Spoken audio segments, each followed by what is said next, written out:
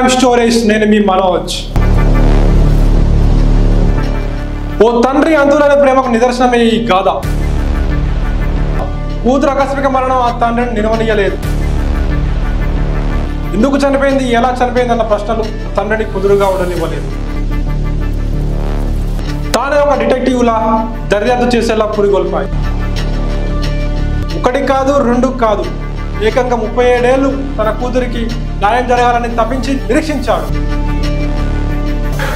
దేశం కానీ దేశంలో 100 సార్లకు పైగా పర్యటించాడు. డబ్బును సైతం లెక్క చేయకుండా నీళ్ళలా ఖర్చు పెట్టాడు. కానీ ఇప్పటికీ తన కూతురి హత్య చిక్కుముడి వీడని మిస్టరీలా ఉండిపోయింది. అయితే ఆ తండ్రి ఆశ, తపన, అలుపెరగని ప్రయత్నం చివరికి ఫలించాయా?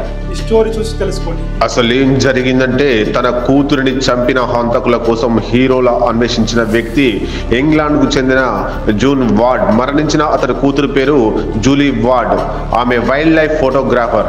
జూలీ మరణించే నాటికి ఆమె వయసు 28 ఏళ్ళు. ఆమె బరీ సెయింట్ ఎడ్మండ్స్ లోని పబ్లిషింగ్ కంపెనీలో ఉద్యోగం చేసేది. అయితే జూలీ మాసాయి మారా గేమ్ రిజర్వ్ జంతువుల ఫోటోలు తీసి పేరు తెచ్చుకోవాలనే ఉద్దేశంతో 6 నెలలు కెన్యా పర్యటనలోనే ఉండిపోయింది. అయితే ఆమె చివరిసారిగా సెప్టెంబర్ కనిపించింది. ఆ తర్వాత నుంచి ఆమె ఆచూకీ కనిపించడం లేదని, కొద్ది క్షణాల్లోనే ఆమె మరణించిందనే వార్త వచ్చింది. దీంతో ఏం అర్థం కాని జూలీ తండ్రి ఆగ మేఘాలపై కెన్యా వెళ్ళిపోయాడు. నా కూతురు ఎందుకు చనిపోయిందని ఆ తండ్రి ఒకటే ఆతృతతో వెళ్ళగా, అక్కడ అధికారులు ఆమెపై క్రూర మృగాలు దాడి చేసి చంపాయని చెప్పారు. అయితే జూలీ తండ్రికి అధికారులు చెబుతున్నవన్నీ కట్టుకథల్లా తోచాయి. కనీసం కూతురి చివరి చూపు కూడా దక్కలేదు. పైగా ఆమె మృతదేహం కూడా కనిపించకపోవడం, ఇవన్నీ జాన్ని కుదురుగా ఉండనివ్వలేదు. అధికారుల మాటలను నమ్ముతూ జాన్ అందులో భాగంగా ఫోరెన్సిక్ గురించి తనకు తానుగా నేర్చుకుని మరీ కూతురి మృతదేహం కోసం అన్వేషించాడు.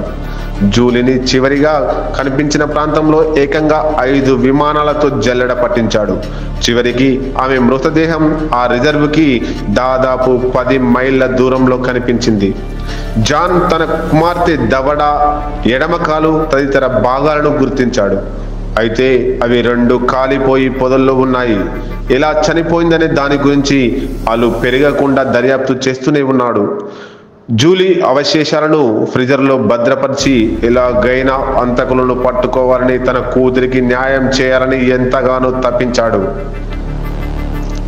జాన్ దర్యాప్తు ఓ కొలిక్కి రావడమే కాకుండా ఆమె ఎలా చనిపోయిందో కనుక్కున్నాడు. దర్యాప్తులో కెన్యా అప్పటి అధ్యక్షుడు కుమారుడు జోనాథన్ మోయి జూలీపై క్రూరంగా అత్యాచారం చేసి చంపేశాడని కనుగొన్నాడు. ఆమె మృతదేహాన్ని అడవిలో పడేసి జంతువుల దాడిలో చనిపోయిందని నమ్మించాడని తెలుసుకున్నాడు. అయితే దాన్ని నిరూపించేందుకు బలమైన సాక్ష్యాధారాలు జాన్ వద్ద లేవు. ఎంతగానో అధికారులను ప్రాధేయపడి చర్యలు తీసుకోమని చెప్పినా కానీ వారు అధ్యక్షుడి కొడుకు కావడం వల్ల ఈ ఘటనను మభ్యపెట్టి తారుమారు చేసే కుట్రకే తెరతీశారు.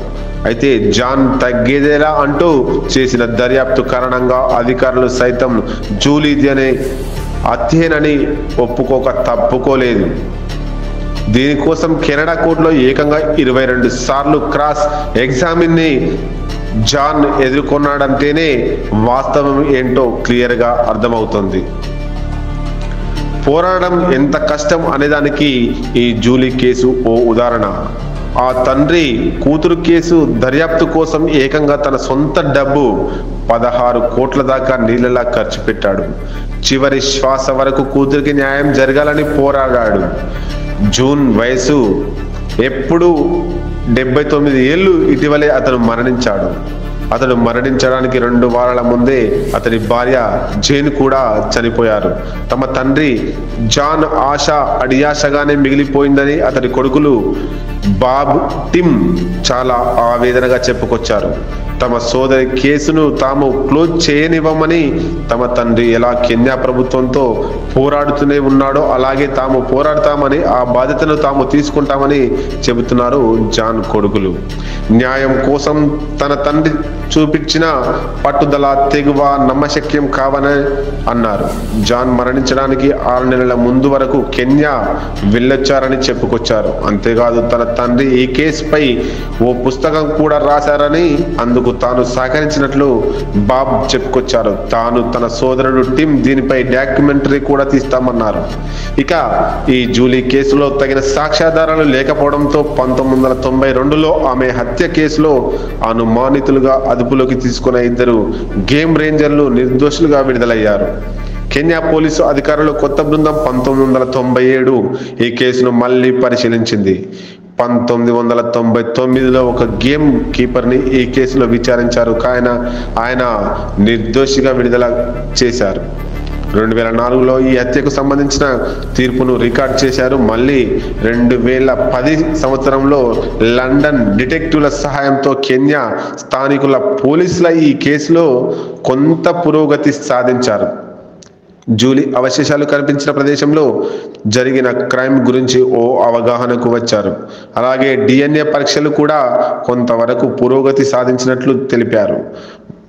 అలుసు నిందితులను కనిపెట్టి ఈ కేసును ఛేదిస్తామని జాన్ కుమారుడు బాబ్ నమ్మకంగా చెబుతున్నారు. కాగా పాపం ఆ తండ్రి కూతురికి న్యాయం జరగాలని తప్పించి అలసిపోయి మృత్యు ఒడిలోకి వెళ్ళిపోయాడు. కనీసం ఇప్పటికైనా జూలీ కేసులో నిందితులు ఎవరనేది తెలుస్తుందా?